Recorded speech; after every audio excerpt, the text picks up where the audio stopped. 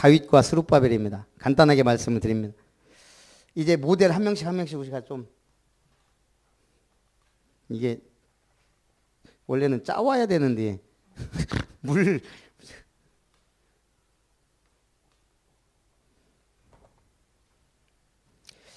자, 이스라엘은 역사는 성전 중심입니다.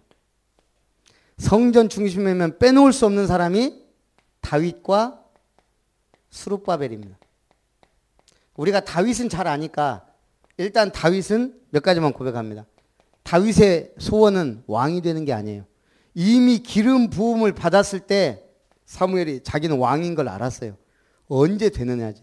문제는 다윗의 소원은 하나님의 은혜밭 속에 있는 거예요. 하나님의 은혜 속에 있는 가장 좋은 방법이 성전 중심이에요. 그래서 성전 짓기를 소원했어요.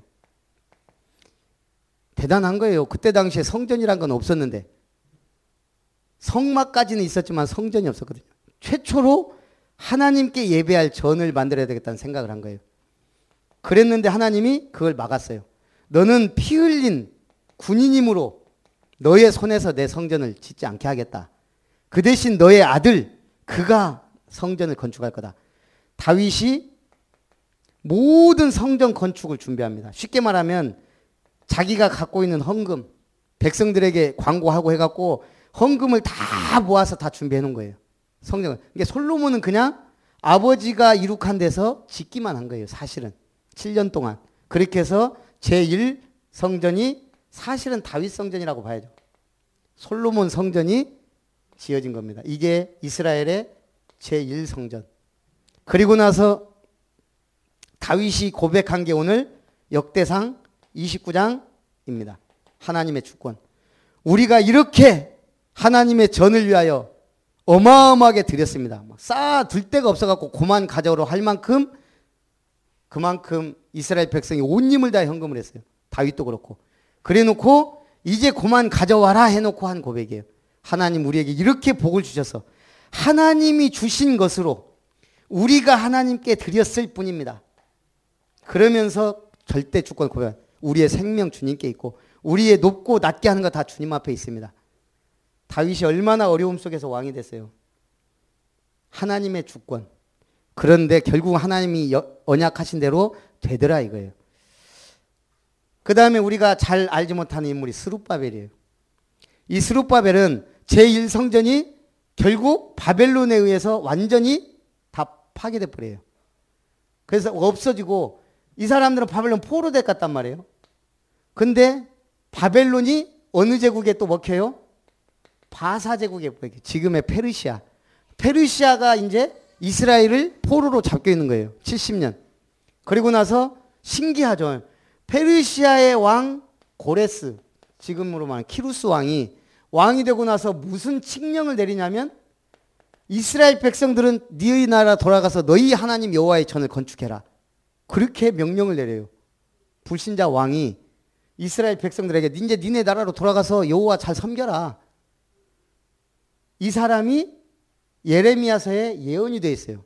고레스가. 하나님이 세운 종이에요. 자, 이렇게 해서 제1차 포로 귀환 때 그 포로 귀환 때 이제 3차에 걸쳐서 돌아오거든요. 제1차에 이스라엘 백성을 이끌고 온 사람이 스룹바벨이에요. 그러면 이스라엘의 지도자자 이스라엘의 총독이에요. 그럼 지금 이때는 이스라엘이 어느 나라의 지금 속국이에요? 바사 제국의 속국이에요. 그러면 총독은 누가 돼요? 당연히 페르시아 사람이 돼요. 그런데 유대인이 이스라엘의 총독이 됐다? 이게 신기한 거예요. 어떻게 이럴 수가 있는가? 아니, 일본이 우리나라 먹었을 때 우리나라 총독을 일본 사람 세우지 우리나라 사람 세워요? 있을 수 없는 일이라니까요. 이 스룹바벨은 바벨론에서 낳은 아들, 바벨론에 대한 슬픔이라는 의미를 지닌 이스라엘 민족의 탁월한 정치인입니다. 유다 19대 왕 여호야긴의 손자이며 부다의 친아들로서 바벨론에게 이스라엘이 멸망하지 않았다면 자연스럽게 유다 왕국의 왕이 되었을 사람이에요. 일단 출신 성분이 대단한 사람이죠. 주전 538년 바사왕 고레스가 칙령으로 유대인 본국 귀환이 허락되었고 이 사람이 세스바살이라는 이름으로 유다 총독이 돼요. 그러니까 페르시아식 이름을 주어서 총독으로 임명을 한 거예요. 그러면 이 사람이 바사 제국에서 얼마나 영향력이 있었는지 알만하죠. 유다 총독이 됐으니까요. 자, 세스바살은 바벨론 사람이 임명한 이스라엘 총독 스룹밥에 지어준 다른 이름입니다. 고레소가 파송한 이스라엘 사람의 대표로 행동할 때 공식적으로 썼습니다. 이스라엘 총독은 원칙적으로 페르시아 사람들이 맡아야 하는데 워낙 신실한 정치 지도자로 인정받았기 때문에 페르시아 사람을 대신해 이스라엘 총독으로 가게 된 겁니다. 만약 이 사람이 오지 않았다면 성전 재건은 어려웠을 거예요. 이 사람이 왔는데도 14년 동안 사마리아가 방해해서 이게 유보됐었거든요. 그런데도 결국 스룹바벨에 의해서 성전 지대가 놓아지고 성전 재건이 이루어집니다. 그래서 제2성전을 스룹바벨 성전이다 그래요. 자, 결론. 시편 84편. 우리는 성전 중심이 아닌, 그럼 지금 무슨 중심이 돼야 돼요? 교회 중심의 일꾼. 시편 84편.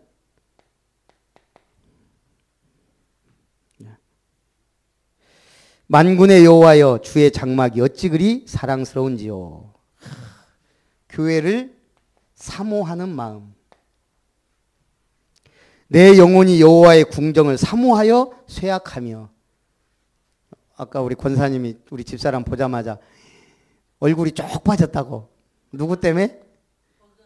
예, 보겸이 때문에 얼굴이 쪽 빠졌대요. 이걸 일이라고 생각한다면 미치겠죠. 사랑하니까 전혀. 나는 우리 집사람이 저렇게 예민하다고 했는지 몰랐어요. 한번 자면 솔직히 아침 9시, 10시까지도 잘 사람이거든요. 근데 조금만 빠싸락거려도 벌떡 일어나요. 저도 이렇게 예민해서 이렇게 듣고 있는데 어쨌든 그냥 제가 가만히 있어도 알아서 4시도 일어나고 5시도 일어나고 막 일어났다가 한 번씩 맙주고. 자, 교회를 사모하는 마음이 그러면 내가 교회를 너무 사모해서 하나님의 전을 내가 쇠약하기까지 합니다. 주의 궁정에서의 한 날이 다른 곳에서의 첫날보다 나은즉 악인의 장막에 사는 것보다 내 하나님의 성전 문지기로 있는 것이 좋사오니. 궁전 같은 악인의 장막보다 하나님의 성전 문지기로 있는 것이 좋습니다. 이 고백이 우리의 고백이 되었으면 좋겠습니다. 어느 원로의 12가지 신념입니다. 어느 성공한 원로가 청년들이 어떤 신념을 갖고 있었습니까? 했을 때 이분이 한 말입니다. 첫째, 가정에서는 온화하고 상냥하게, 사업은 정직하게, 사회생활은 공손하게, 일은 성실하고 공정하게, 불행한 사람은 위로해주고, 약자에게 힘이 되고, 승자를 인정하고 수용하며 패자를 이끌어주고, 악한 자에게는 저항하고, 고난당했을 때 원망하지 않고 인내하며, 행운의 사람을 진심으로 축하하고, 참회자는 용서하며, 하나님을 경외하고 사랑한다. 12가지 신념. 미국 캔자스주의 작은 마을에 체프먼 부부가 살고 있었습니다. 우리 저금통 하면 뭐 생각나요? 저금통. 돼지요? 예, 정확한 답이었습니다. 한 번은 그의 아들 윌버가 자신에게 용돈을 보내주는 탄넬 씨에게 다음과 같이 편지를 보냈습니다. 탄넬 아저씨, 그동안 저에게 용돈을 보내주셔서 감사합니다. 그런데 저희 마을에는 한센병 환자들이 많아요. 저는 아저씨가 준 3달러로 새끼 돼지를 사서 키우고 싶어요. 이 돼지를 팔아 한센병 환자 가족들을 도와야겠습니다. 저도 앞으로 아저씨처럼 누군가를 돕고 싶어요. 이후 이 월버가 돼지 새끼를 사서 열심히 키웠고 마을 또래 애들도 덩달아 돼지를 키웠답니다. 월버의 새끼 돼지는 살이 포동포동 올라서 이듬해 돼지를 팔아 한센병 환자 가족을 도왔습니다. 이 사실이 신문에 소개되면서 사람들의 입소문으로 전해져 나가고 많은 사람이 소년 윌버의 아름다운 뜻을 기리고자 돼지는 아니지만 돼지 모양의 저금통을 만들어 이웃을 돕기 시작했다. 돼지 저금통의 기원입니다. 우리는 왜 저금통이 다 돼질까? 복돼지 생각했죠. 누군가가 어린 소년이 돼지 팔아갖고 한센병 환자를 도운 거예요. 우리도 마찬가지입니다. 작은 일 하나가 교회에 큰 영향을 줄 수 있고요. 복음의 말 한마디가 사람을 살릴 수도 있습니다. 그래서 우리 중직자들이 그런 일꾼들 일어나기를 바랍니다. 우리 기도하겠습니다. 살아계신 하나님, 오늘도 오후 예배 또 중직자 메시지를 함께 나누었습니다.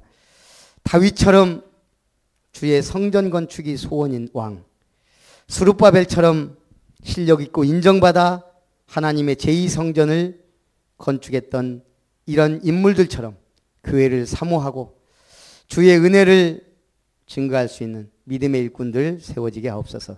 주 예수님의 이름으로 기도합나이다. 아멘.